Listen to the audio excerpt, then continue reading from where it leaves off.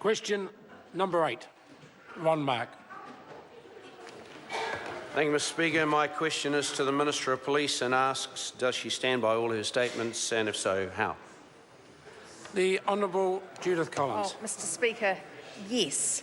And as to how, I've been told quite brilliantly, and yet with modesty.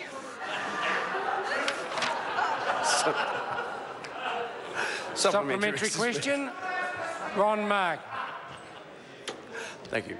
To the Minister, which of these does she stand by?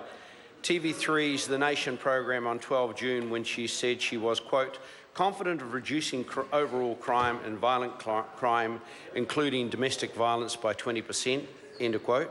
Or was it yesterday when she said, quote, there aren't enough police, end of quote, and that family violence rates had increased and put pressure on police resources, end of quote? The Honourable Judith Collins. Mr. Speaker, both. One is about what has happened, and the other is about the increased reporting of family violence that we expect to go up because people have so much confidence in New Zealand Police. Supplementary question. Ron Mark. Thank you, Mr. Speaker. To the Minister, who in the far north did she speak to recently which led her to conclude that crime and police resourcing isn't a big issue? The Honourable Judith Collins. Mr. Speaker, I'm not sure that I said that at all, but I have spoken to several people in the far north, and many say it's never been quite the same since the Honourable John Carter was the member. Supplementary, Speaker. Supplementary question. Ron Mark. To the Minister, on what date was she last in the far north district, given she spent much of the recess in the far north of the United States and Canada?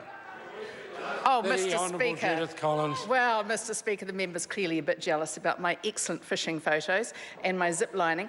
But as to the far north, I was there in July. I can't tell him the exact dates, but I'm happy to provide them should he put that on notice. It's obviously such a big issue for him. Supplementary, Speaker. Supplementary question. Ron Mark. So which towns has she visited in the far north district when she was last there, specifically? The Honourable Judith Collins. Mr. Speaker, the member really does need to put this down as a written question or as a primary question because I don't normally give a travel log when I come here and I'm going to talk about the far north. I certainly know I've been to Kaikoui recently, I've been to Ngāwhā Prison, I've been to Kerikeri, I've been to Whangarei, I've been to various places in Northland. And actually, Mr. Speaker, all that distance in between them.